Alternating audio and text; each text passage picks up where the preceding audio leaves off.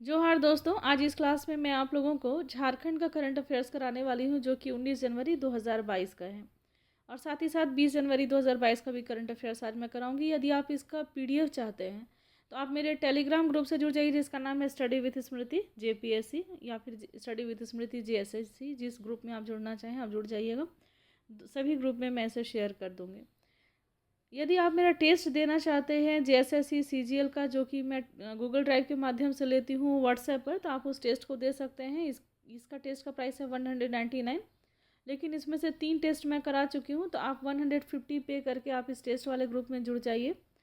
और यदि पेमेंट अगर आपको करना है तो मेरा जो व्हाट्सएप नंबर है वही फ़ोनपे पेटीएम गूगल पे का नंबर है। फ़ोनपे पेटीएम गूगल पे का नंबर है 9905917516। तो इस पे मैसेज कर दीजिएगा मुझे, और फिर 150 पे करके उसका स्क्रीनशॉट आप मुझे भेजेंगे। जैसे ही मुझे स्क्रीनशॉट मिलेगा मैं आपको व्हाट्सएप ग्रुप में शामिल कर लूँगी, जो टेस्ट वाला है, और वहाँ पर आप टेस्ट देने के लिए एलिजिबल हो जाएंगे, जेएसएससी सीजीएल का पेपर 3 का टेस्ट। चलिए शुरू करते हैं आज की क्लास को। लेते हैं आज का पहला प्रश्न। आज का पहला प्रश्न है कि झारखंड एकेडमिक काउंसिल, जिसको जैक के नाम से जाना जाता है, इसके अध्यक्ष किसे नियुक्त किया गया? तो जैक का अध्यक्ष किसे बनाया गया है दोस्तों, जिसका फुल नेम है झारखंड एकेडमिक काउंसिल? तो डॉक्टर अनिल कुमार महतो को जैक का अध्यक्ष नियुक्त किया गया है। और इसका उपाध्यक्ष जो नियुक्त किया गया है, डॉक्टर विनोद सिंह को इसका उपाध्यक्ष नियुक्त किया गया है। इन दोनों का कार्यकाल प्रभार ग्रहण करने की तिथि से 3 वर्ष का होगा।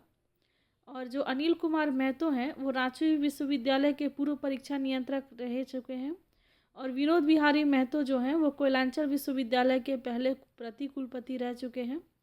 इनकी नियुक्ति की अधिसूचना स्कूली शिक्षा और साक्षरता विभाग ने जारी की है।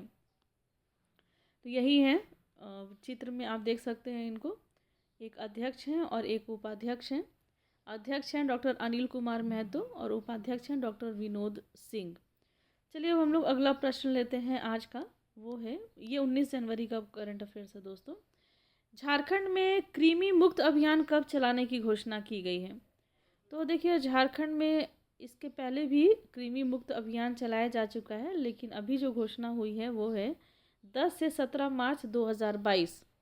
कब? तो 10 से 17 मार्च 2022 में कृमि मुक्त अभियान चलाया जाएगा। ये कुल 18 जिलों के सभी स्कूलों में और आंगनबाड़ी केंद्रों में ये चलाया जाएगा। मार्च में 1 से लेकर के 19 साल तक के बच्चों को अल्बेंडाजोल की दवा जो है वो खिलाई जाएगी। कृमि मुक्त अभियान चलाया जा रहा है, उसमें ये दवा खिलाई जाएगी 1 से लेकर के 19 साल तक के बच्चों को। 2015 से लेकर के अब तक 9 बार राष्ट्रीय कृमि मुक्त दिवस मनाया जा चुका है।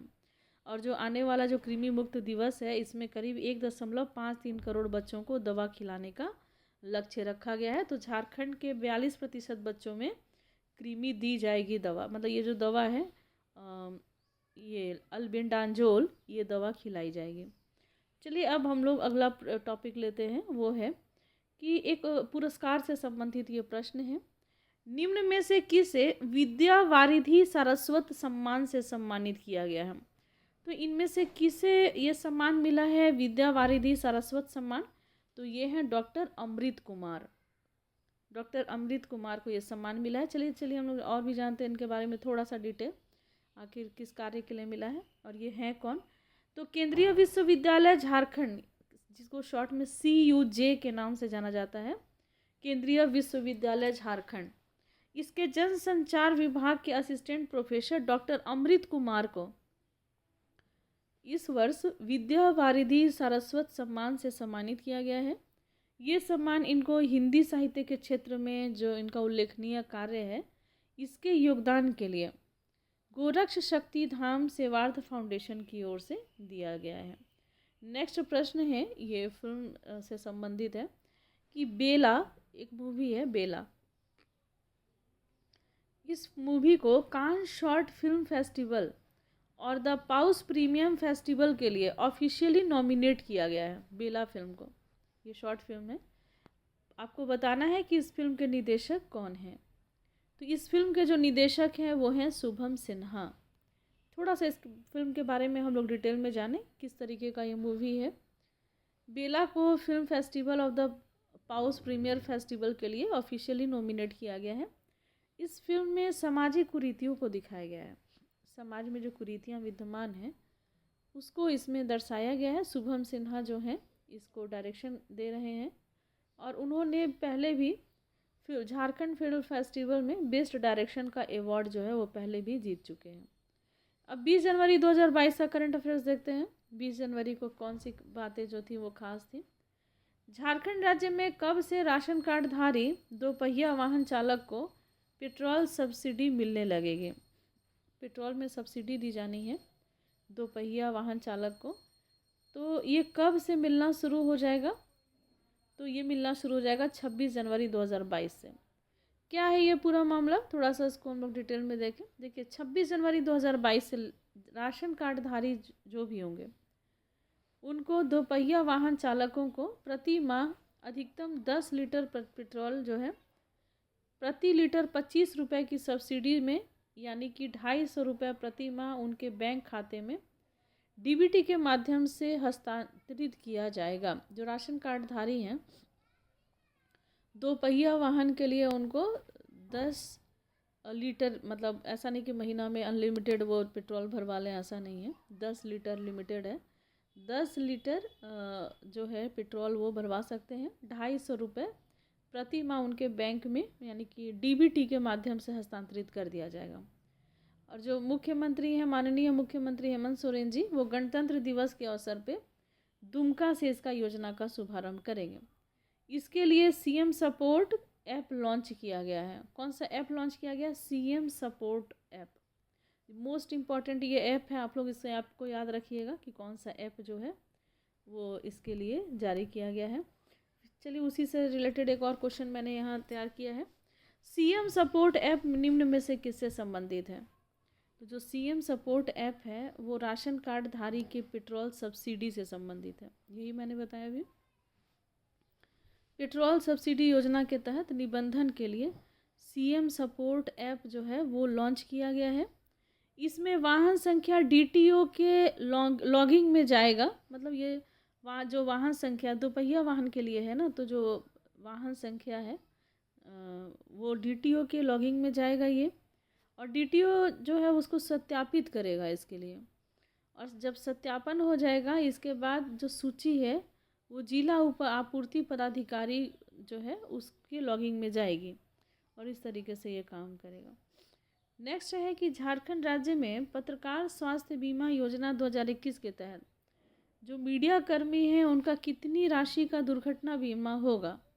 तो इसका उत्तर हो जाएगा दोस्तों 5 लाख रुपए का दुर्घटना बीमा होगा। तो झारखंड में पत्रकार स्वास्थ्य बीमा योजना 2021 लागू हो गया है। अब इसके तहत राज्य में सेवा देने वाले जो मीडिया कर्मी हैं इनको 5 लाख का दुर्घटना बीमा दिया जाएगा। अब इसके अतिरिक्त उनके आश्रित को ग्रुप मेडिक्लेम के तहत 5 लाख तक का चिकित्सा खर्च की सुविधा प्रदान की जाएगी। और बीमा योजना में मीडिया प्रतिनिधि की पत्नी और 21 वर्ष की आयु तक के 2 अविवाहित और निर्भर संतान भी शामिल होंगे। बीमा का जो प्रीमियम का राशि होगा उसका 80% भुगतान सूचना और जनसंपर्क विभाग की ओर से और 20% राशि मीडिया कर्मी की ओर से किया जाएगा।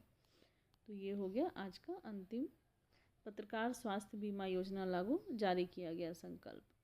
तो ये आज का लास्ट जो था वो क्वेश्चन था। देखिए दोस्तों, एक ट्विटर कैंपेन आज चलाया जा रहा है। मेरे बहुत सारे मित्र इससे सहमत नहीं हैं, लेकिन मेरे कुछ मित्र जो हैं वो चाहते थे कि इस तरीके का कैंपेन चले। तो देखिए, आप सभी को पता है कि अगर छात्रों को समस्या होती है तो मैं हमेशा उनके साथ खड़ी रहती हूँ। मुझे ये नहीं पता कि ये कैंपेन जो है जो 11 बजे से लेकर 2 बजे तक चलाया जाएगा, पोस्टपोन्ड जेपीएससी मीन्स, तो ये कितना सफल होगा वो तो मैं नहीं पता, लेकिन एक प्रयास है अपने तरफ से, क्योंकि मेरे कुछ मित्र हैं जो कोविड पॉजिटिव हैं और जेपीएससी मेंस लिख रहे हैं। आप सभी को पता है कि सबसे अधिक रिजल्ट जो है वो चैनल स्टडी विद स्मृति की तरफ से जेपीएससी के प्रीलिम्स क्रैक उन्होंने किया है, यहीं से गया है। तो वो कुछ मित्र ऐसे थे जिनका मुझे मैसेज बहुत ज़्यादा मिल रहा था कि मैं कोविड पेशेंट हूँ और मैं कैसे एग्ज़ाम दे सकता हूँ, या मेरे बहुत ज़्यादा वीकनेस है, या फिर आने वाले समय में बहुत दिक्कत होने वाला है, इस तरीके की चीज़ें। तो अभी जो परीक्षार्थी जो है वो परीक्षा देने के लिए तैयार नहीं है, कुछ ही, ऐसा नहीं कि सभी ऐसा है, सभी ऐसा सोच रहे हैं, नहीं। हो सकता है कि प्रतिशत तो पता नहीं चल पा रहा है, लेकिन अधिकतर लोगों की सोच है कि होनी चाहिए, कुछ लोगों की सोच है नहीं होनी चाहिए। लेकिन चूंकि कोरोना वायरस का संक्रमण चल रहा है, इसको तो आप नकार नहीं सकते हैं, जिस कारण से सारे शिक्षण संस्थान जो हैं ये बंद हैं, सारे शिक्षण संस्थान उसको बंद कर दिया गया है। बच्चे जो हैं अपने घर में रह कर के पढ़ने के लिए मजबूर हैं, सभी अपने अपने घर वापस भी चले गए हैं, रांची या फिर झारखंड के अलग अलग क्षेत्रों को छोड़ कर के। लेकिन इस बीच में परीक्षा कंडक्ट कराना, जो ऑफलाइन परीक्षा है, क्योंकि इसमें छात्र ही अपीयर होंगे और छात्रों के हित के लिए ही सारे स्कूल, कॉलेज, शिक्षण संस्थान सभी बंद कर दिए गए हैं। छात्रों के हित के लिए ही ना ऐसा किया गया है। तो अगर आप छात्रों के हित के लिए आप ऐसा कर सकते हो, उनको आपको इतना ख्याल है, तो आप एग्ज़ामिनेशन जो है वो कैसे कंडक्ट करवा सकते हो? तो आप अपनी बातों से मुकर रहे हो। तो छात्र जो हैं काफ़ी परेशान हैं इस कोविड संक्रमण के दौरान। जो बाहर से आने वाले छात्र हैं वो कुछ ज़्यादा ही परेशान हैं। तो मैं तो हमेशा, अगर आपको परेशानी होती है तो मैं एक प्रयास कर रही हूँ, कहाँ तक सफल होंगी मुझे नहीं पता है, लेकिन एक प्रयास है। अगर आप चाहते हैं, देखिए ऐसा नहीं है कि हम लोगों को इसको ट्रेंड कराना या बहुत आगे स्तर से बहुत हल्ला है, ऐसा कुछ नहीं। आप अगर मतलब आप सपोर्ट कर रहे हो तो ठीक, अगर आप नहीं करना चाहते हो तो आप नहीं कर सकते हो। हम लोग जो है वो एक प्रयास कर रहे हैं, मेरे कुछ मित्र हैं जो चाहते हैं इस तरीके की चीज़ें, तो इसलिए मैं भी शामिल हूँ इसमें। तो 11 से 2 बजे ये होगा। आप मुझे मेरे टेलीग्राम ग्रुप से जुड़ जाइए, मैं वहीं पर हैशटैग भी शेयर कर दूँगी। तो बस एक छोटा सा प्रयास करना है अपनी तरफ से, बाकी अपनी पढ़ाई में लगे रहना है, क्योंकि झारखंड है दोस्तों, कुछ भी नहीं कहा जा सकता, आप कितना भी हंगामा करते रहोगे, लेकिन यहाँ पर सरकार जो है वो अपना जो वो चाहती है वो करेगी, लेकिन हम लोग अपने तरफ से प्रयास जो है वो नहीं छोड़ेंगे। तो आज की क्लास में बस इतना ही दोस्तों, मिलते हैं हम लोग नेक्स्ट क्लास में, लेते हैं आपसे विदा, धन्यवाद।